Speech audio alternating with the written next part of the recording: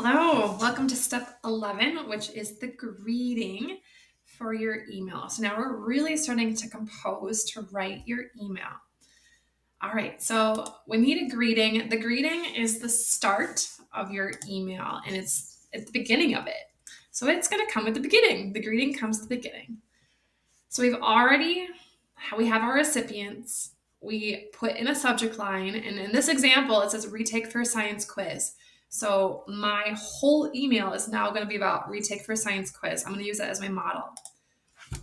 Now, let's say that Mrs. Davis is my teacher. So I have some choices for how I want to start it.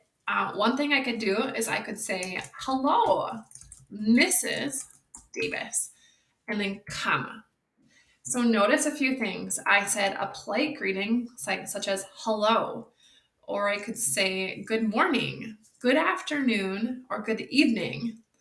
Notice I also had Mrs. Davis. I did not say hello, Kayla Davis. I used her title. She is a married woman, so I put Mrs. period Davis, comma. Notice I also had a comma at the end of my email. A comma means that something else is coming. The message is not done. I didn't put a period. Period is in done. Email's done.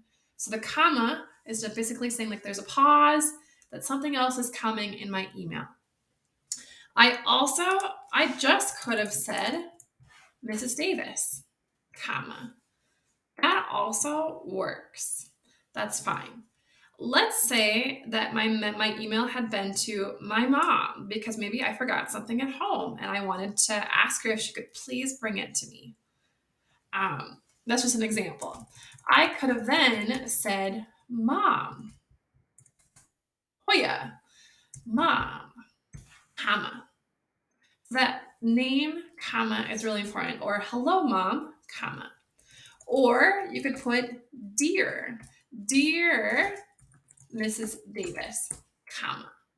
So dear person's name, title and name also works as well. All right.